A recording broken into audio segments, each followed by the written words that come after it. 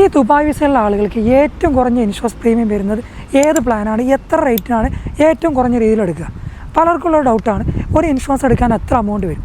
നമ്മളൊരു group insurance ആണ് എടുക്കുന്നത്. അതുപോലെ നമ്മുടെ കമ്പനീൻ്റെ അണ്ടറിൽ ഇപ്പോൾ 2, 3 അല്ലെങ്കിൽ 10, 20, 30, 1000 എംപ്ലോയീസുള്ള ഒരു കമ്പനിയാണെങ്കിൽ പോലും നിങ്ങൾക്ക് ഏറ്റവും കുറഞ്ഞ രീതിയിലുള്ള പ്രീമിയം നിങ്ങൾക്ക് ചൂസ് ചെയ്തെടുക്കുവാൻ സാധിക്കും. ഇപ്പോൾ ബേസിക് പ്ലാനുകളൊക്കെയാണ് വെച്ചാൽ ഒരു ചെറിയ കമ്പനികൾക്കാണ് വെച്ചാൽ 575 മുതലുള്ള പ്രീമിയമാണ് വരുന്നത്. ഇനി 500, 1000 എംപ്ലോയീസുള്ള കമ്പനികളാണ് വെച്ചാൽ അവർക്ക് വീണ്ടും ഡിസ്കൗണ്ടിൽ 550 മുതലൊക്കെയുള്ള പ്രീമിയത്തിൽ നമുക്കൊരു ഇൻഷുറൻസ് എടുക്കാൻ സാധിക്കും.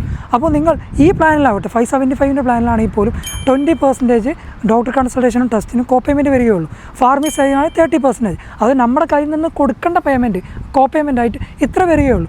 ഇനി എമർജൻസി കേസുകളാണ് വെച്ചാൽ ഹോസ്പിറ്റലും കവർ ചെയ്യും. ഇതിൽ ഡെൻ്റൽ, അതേപോലെ ഓൾട്ടർനേറ്റീവ് മെഡിസിൻ, അഥവാ ആയുർവേദ, ഫിസിയോതെറാപ്പി, അതേപോലെ ക്രിട്ടിക്കലായ ഓർഗൻ ട്രാൻസ്പ്ലാന്റ്, ക്യാൻസർ, ഡയാലിസിസ് പോലുള്ള കവറേജുകൾക്ക് ഹൈ ലിമിറ്റാണ് ഈ പ്ലാനുകൾ വരുന്നത്. നമുക്ക് 1,50,000 ദിർഹംസ് വരെ ഓരോ എംപ്ലോയിക്ക് ഇതിൽ ലിമിറ്റായിട്ടും കിട്ടുന്നുണ്ട്.